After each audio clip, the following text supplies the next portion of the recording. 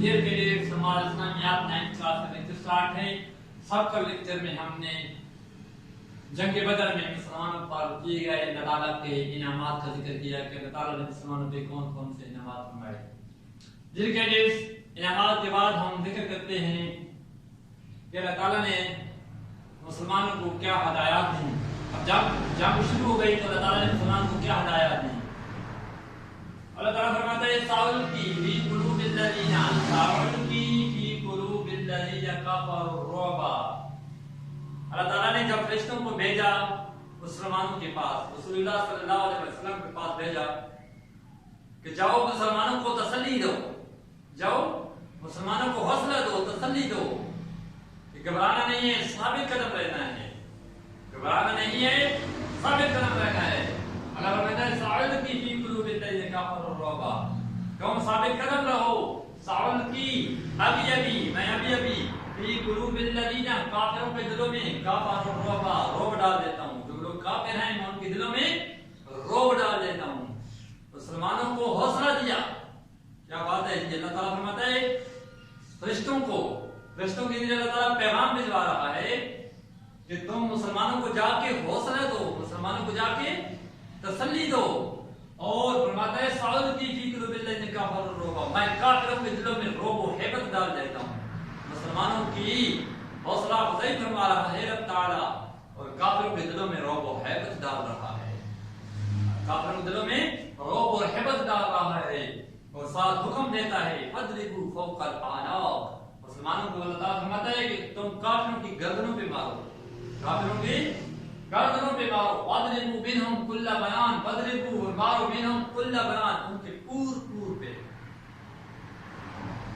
کافروں کے پور پہ مارو، ان کی گردن مار ڈالو، ان کی قتل کر ڈالو، ان کی پور پہ مارو، ان کے ایک جوڑ پہ مارو. اللہ تعالیٰ نے غصے کا اعلان کیا ہے، ان کا ایک جوڑ جو ہے اس پہ مارو، ان کی کوئی جگہ نہیں چھوڑنی. ذَلِكَ بِأَنَّهُمْ شَاقُّوا اللَّهَ وَرَسُولَهُ. اب اللہ تعالیٰ نے بات بیان فرما دی ہے کہ یہ سب کچھ کیوں کر رہا ہے. اللہ تعالیٰ ایسا سب کچھ کیوں کر رہا ہے، کیا وجہ کیا ہے. اللہ تعالیٰ طرف غصے کا اظہار کر رہا ہے. وجہ کیا ہے کہ اللہ تعالیٰ مسلمانوں کے ساتھ مہربانی کر رہا ہے، ان کے لیے انعامات نازل کر رہا ہے، ان کے لیے بارشیں برسا رہا ہے، ان کے لیے فرشتوں کا نزول کر رہا ہے، ان پہ اونگ طاری کر رہا ہے، ان کو کافروں کو ان کی نظر میں، مسلمانوں کی نظر میں تھوڑا کر کے دکھا رہا ہے. ساری وجہ کیا ہے اللہ تعالیٰ نے بیان کر دی ہے.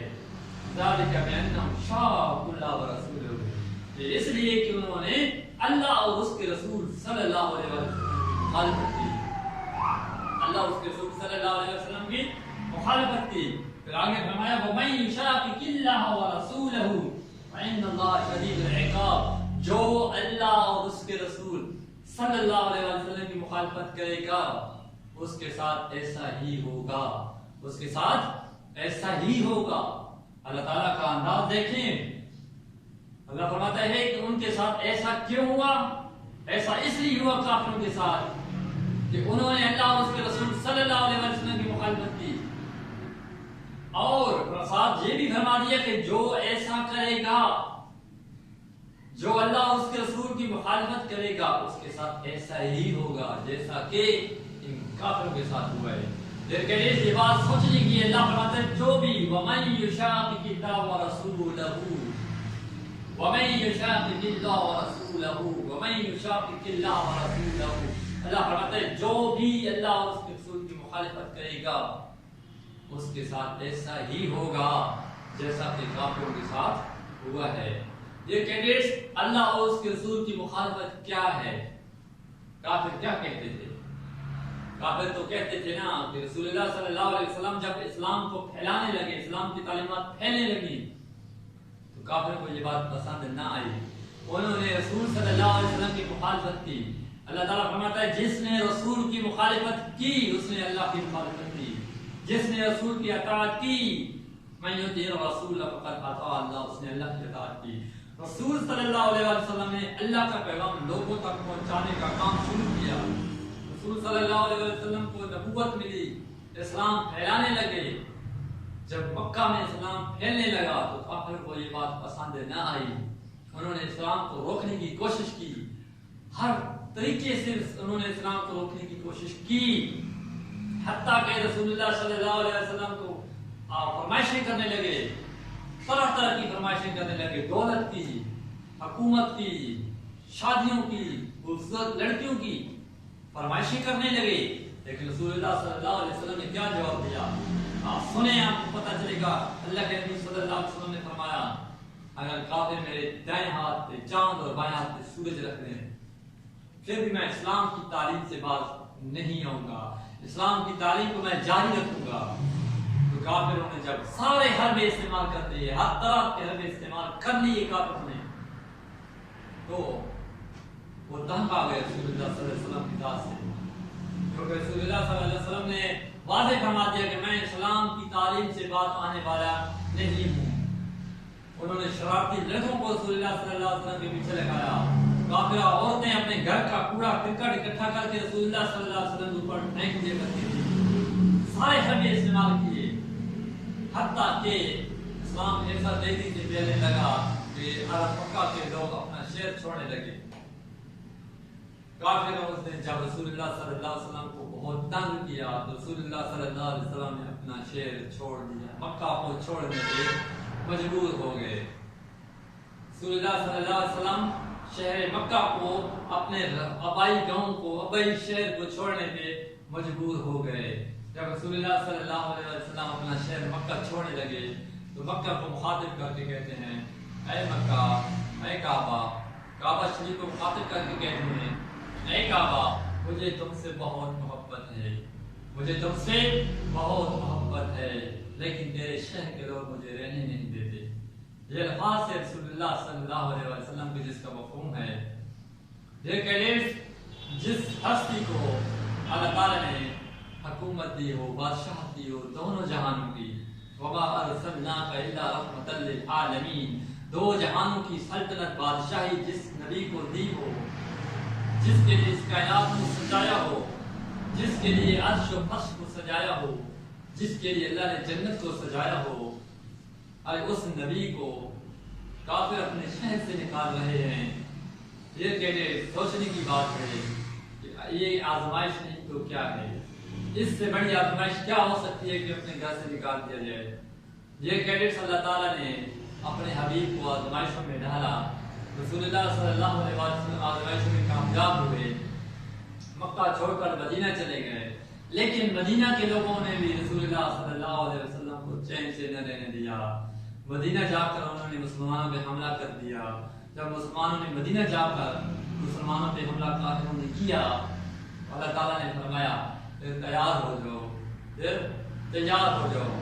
اللہ تعالیٰ نے مسلمانوں کی یعنی کہ جنگ کے حالات پیدا کر دیے، جنگ کے حالات ایسے پیدا کیے میں نے آپ کو پہلے ہی بتایا ہے کہ مسلمانوں نے تعاقب کیا ابو سفیان کے لشکر کا لڑنے کے لیے، تو 313 مسلمان تھے اور وہ بھی تھوڑے سے تھے ابو سفیان کے ساتھ، لیکن ابو جہل کا لشکر حملہ آور ہونے کے لیے جب آیا، اللہ تعالیٰ نے ابو سفیان کے تھوڑے لشکر کو بچا لیا، بچا کر گھر بھیج دیا، اور ابو جہل کا جو لشکر تھا بڑا، اس کے ساتھ مسلمانوں کا ٹاکرا کر دیا، مسلمانوں کی لڑائی شروع کرا دی۔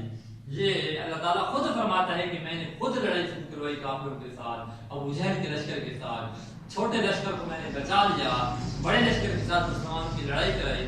کیوں کرائی؟ اللہ یہ بھی فرماتا ہے اس لیے کرائی کہ میں نے دکھانا تھا کہ حق کیا ہوتا ہے، حق کی، سچ کی پاور میں نے دکھانی تھی۔ یہ سارے کام اللہ تعالیٰ نے ابو سفیان کے تھوڑے سے لشکر کو بچا لیا، ابو جہل کے بڑے لشکر کو مسلمانوں کے سامنے کھڑا کر دیا۔ اللہ فرماتا ہے اس لیے میں نے کیا کہ میں اسلام کی طاقت کو دکھانا چاہتا تھا۔ اللہ فرماتا ہے میں نے اس لیے کیا کہ میں نے حق کی طاقت کو دکھانا تھا کہ حق کتنا زور آور ہوتا ہے۔ ڈیئر کیڈٹس، اسلام میں اور اسلام سے پہلے بھی یہ بات ازبر ہے، روشن عیاں ہے، روز روشن کی طرح عیاں ہے کہ حق زور آور ہوتا ہے، حق کی پاور ہوتی ہے، سچ کی پاور ہوتی ہے، اور جھوٹ نیست و نابود ہونے والا ہے، جھوٹ ختم ہونے والا ہے۔ ابھی پہلے دن سے لے کر آج تک اور قیامت تک جھوٹ جو ہے وہ ختم ہونے والا ہے، جھوٹ ہے ذلیل و رسوا ہونے والا ہے، اور حق ابھر کر سامنے آئے گا، حق ابھر کر سامنے آئے گا، حق شو ہو کر سامنے آئے گا، ظاہر ہو کر سامنے آئے گا۔ حق کی طاقت کو، حق کی پاور کو دنیا دیکھے گی کہ حق کی طاقت کیا ہے، اور کافر کی طاقت کو، کفر کی طاقت کو، جھوٹ کی طاقت کو بھی دنیا دیکھے گی کہ جھوٹ کی کتنی طاقت ہے۔ جھوٹ کی طاقت کیا ہے کہ بڑے بڑے سردار گرے پڑے ہیں، 313 مسلمانوں کے آگے گرے پڑے ہیں۔ اب دیکھیں اس سے بڑی دلیل کیا ہو سکتی ہے؟ اسلام پہ اگر نظر دوڑائیں، جنگی حالات میں نظر دوڑائیں تو مسلمان چند ہوا کرتے تھے اور کافر ہزاروں کی تعداد میں، لاکھوں کی تعداد میں بھی ہوا کرتے تھے۔ جنگی جنوب پہ نظر ڈالیں تو لاکھوں کی تعداد میں غیر مسلم تھے اور ہزاروں کی تعداد میں مسلم تھے۔ تو مسلمانوں نے گولیوں اور گاجوں کی طرح کو کاٹ ڈالا تھا۔ یہ کیا ہے؟ یہ حق کی پاور ہے۔ جب حق کی پاور سامنے آتی ہے تو پھر کفر حیران رہ جاتا ہے، پھر دنیا حیران رہ جاتی ہے کہ یہ کیا ہے۔ یہی وجہ ہے، یہی حق کی پاور ہے کہ آج غیر مسلم مسلمانوں کی طرف نظر اٹھا کر نہیں دیکھ سکتے، کیونکہ جانتے ہیں کہ حق کی پاور یہ ہے، حق کی طاقت یہ ہے کہ اپنی جان کو دے دیتا ہے۔